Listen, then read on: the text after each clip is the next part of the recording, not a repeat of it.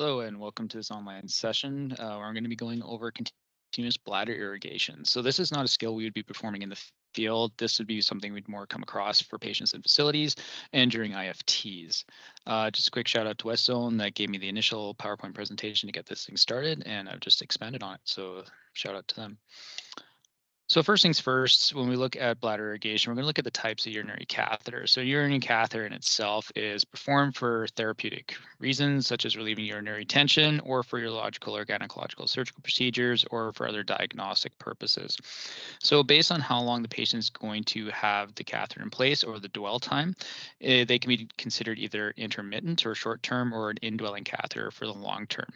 The actual catheter itself is just a hollow, flexible tube that can be inserted directly into the bladder. They may have different number of lumens, so they may have 2, 3, or 4 lumens with different diameters. And with the balloon at the proximal end, which prevents the catheter from slipping out of the bladder, may range in size as well. And this can vary from 3 to 75 cc's based on the size required for the patient.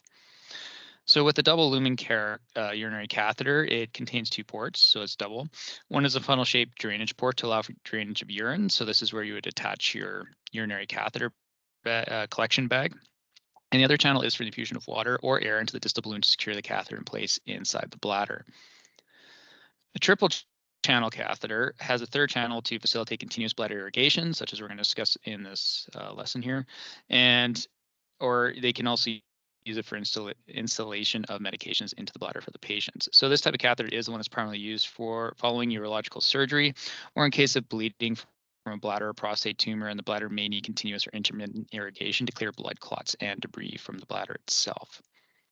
So the indwelling urinary catheter, and this is probably one we deal with most in our field, is just directly inserted into the bladder direct through the urethra. And this is just to help with drainage of urine from the patient. So this is what most commonly is called an indwelling catheter. And then we have suprapubic catheters. So with that, urine drainage catheter is inserted through the abdominal wall, just above the pubic bone, and into the bladder instead of going up through the urethra. So this is actual surgical procedure. So it's kind of a minor surgical procedure. It may be done pre or post operations, during procedures, again, just to help with facilitating urine drainage.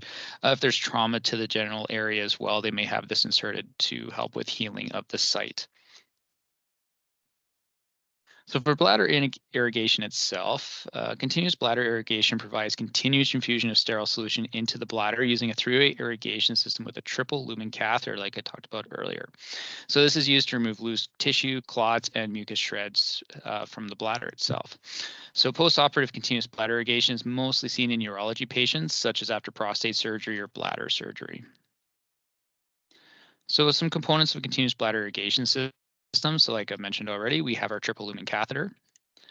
We're going to have our Y-type IV tubing. And we're going to have our irrigation solution. So usually this is normal saline for the most, unless there's something else specifically ordered for the patient. And usually going to use 1 to 3 liter bags. When receiving a report for transporting these patients, you want to make note and document the following. And the first one is the type of irrigation solution. So again, it's saline, something else, sterile water it might be, and the drip rate. So the drip rate should be, you should ask the sending facility what the drip rate should be set at. Again, we shouldn't be the ones initiating all these infusions. It should be done at the hospital. So we just want to confirm, double check before we leave, because we want to make sure we're infusing in appropriate rates while we're transporting. So with that, they do choose the rate of infusion on these patients by the color of their urine. So as you can see here, this is the TURP, which stands for transurethral resection of the prostate. It's a surgical procedure I'm going to talk about later. But basically, based on the color of urine, they are going to determine the flow rate for that. So as you can see, it goes from 1 to 6. The big thing to keep a note here is that they do not determine the flow rate based on the color in the collection bag. It's more so in the tubing in the collection bag, because as the color, or as they continue draining, the color is going to change of the fluid going into the bag. So we always want to check the tube. So like I said here, as you can see, there's lots of different colors that might come in, and it depends where they are, how close they are to post-procedure, why they're getting drained. So as you can see in some of the bags, the color of the bag, the fluid in the bag, is different than the color in the tube. So the facilities are going to go by the color in the tubes to determine the flow rates. And again, this isn't something we should be deciding, but it's definitely something to discuss to the sending facility with the sending facility to make sure we're continuing the proper rates. So prior to leaving the facility with your patient, you want to make sure you take 3-liter bags from the hospital as well as urinary collection containers. And we want to make sure that we have to ask, are we going to need multiple urinary collection containers? Because it depends how long your transport's going to be. We want to make sure we get report from the facility about patient care, like why they're getting infused, things to watch for, and if there's any troubleshooting we may have to prepare ourselves for. And before we leave as well, we want to calculate how much fluid we're going to need for the transfer. So with that, we need to calculate fluid requirements for the actual transport because we may have to bring more bags than just the standard 2 that come with the patient. So what we want to do is we want to look at what the patient is being infused at. And again, that should be determined by the sending facility, and that's based on the color of the urine coming out of the patient. So for this example here, the patient is being infused at 1.5 liters per hour. So the round trip transport time is 4 hours plus 2 hours for appointment. So we're stuck with a bit of a longer transfer. Say we're going for diagnostics for an abdominal CT, post-operative, things like that. So we got to drive there, wait for the CT, and drive back. So in total, it's going to be a 6-hour trip. So what we do now is we take the total amount of hours, which would be 6, and we times it by the 1.5 liters per hour rate. So we do 6 hours times 1.5 liters per hour. So that means we're going to need 9 liters of fluid for this trip if we're continuously infusing the entire time. So with that, if we're using 3-liter bags, we take the total and we divide by 3. So we need 9 liters for an entire trip. And so we're using 3-liter bags, so 9 divided by 3. So we should have at least 3 bags minimum as backup. It wouldn't be a bad idea to take a 4th just in case there is delays during the IFT. So either traffic, weather, or just while we're waiting at the facility for diagnostics. Okay, so that's how we make sure we have enough fluid bags for this trip.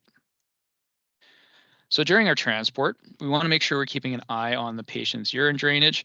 We want to make sure that what the color is, if it's changing color, getting better or worse.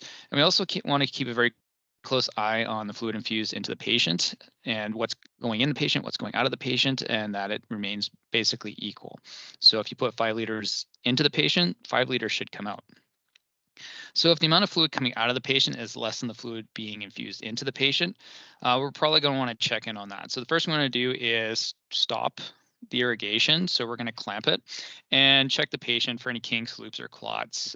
Could be that it just got tangled up, that it got stuck underneath the wheel of your stretcher, or the patient may just be lying on it. So we want to make sure we check all the tubing first because that's a pretty easy fix. If that solves the problem, then we can continue our infusion, just ensure the drip rate is still correct.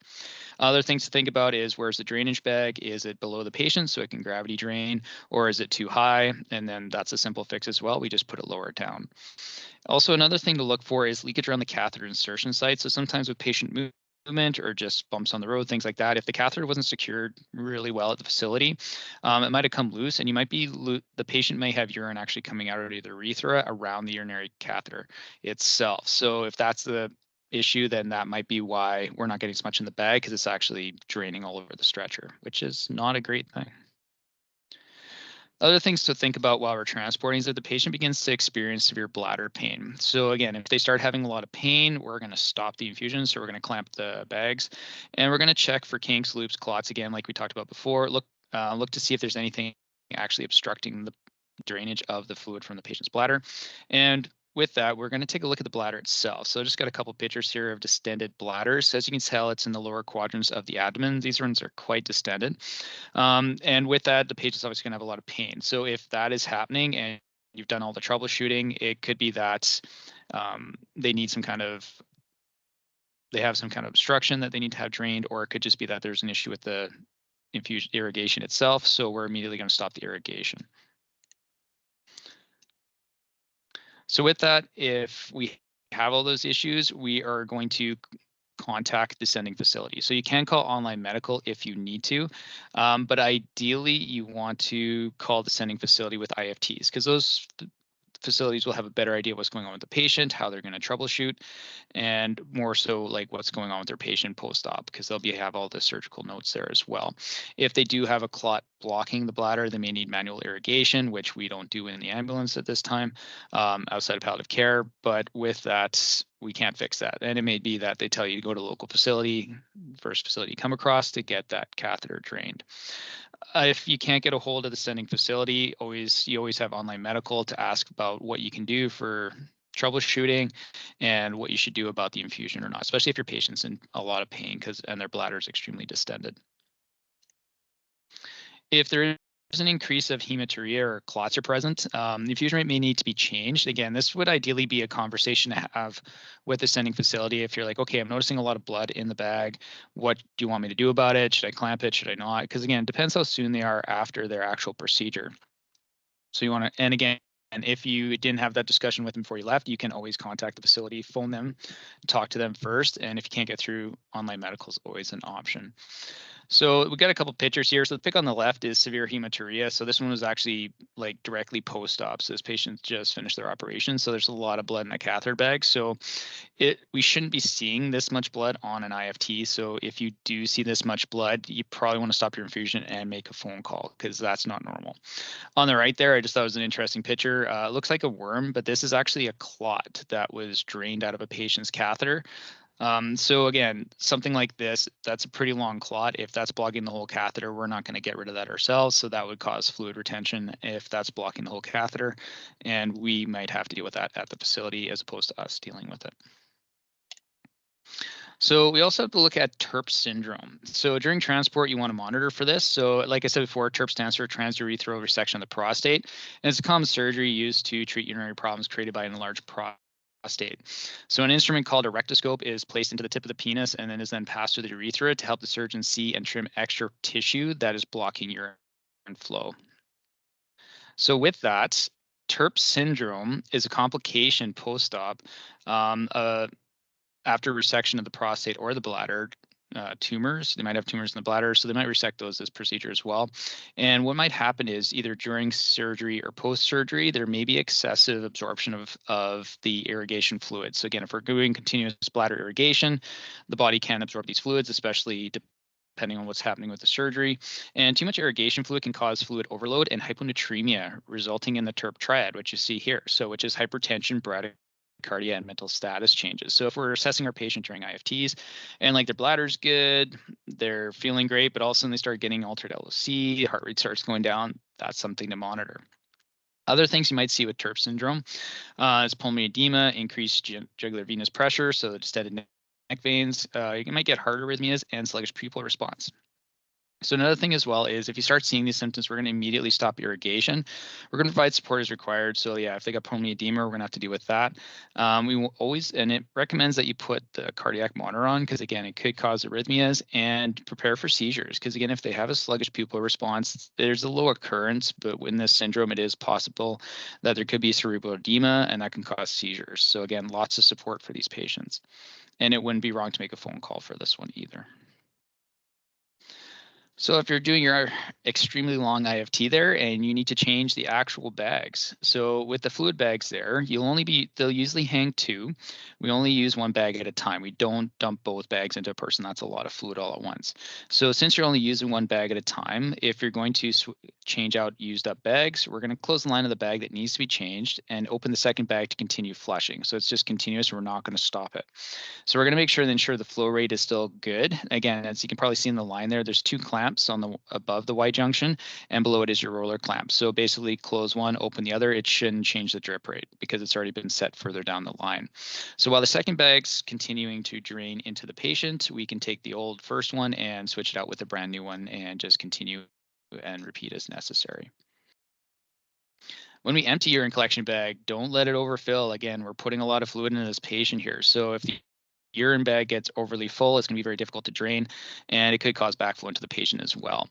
If you're going to drain the urine bag, you might want to consider pulling over the ambulance, because the last thing you want to be doing is going down a bumpy highway and trying to drain urine. And it's just, it's a contamination control thing. We just want to make sure we're not getting urine all over the floor of our ambulance. We don't have to. So the first thing we're going to do is there's different types of urinary bags. So we're going to locate the drainage valve, and this you locate in the lower end of the bag. And again, drainage bags, they vary in shape and size, but the procedure is going to be exactly the same no matter what kind of drainage bag you're using. And again, this might be something you want to familiarize yourself with before you leave on your IFT, so you're not dealing with this in the middle of the highway and have complications.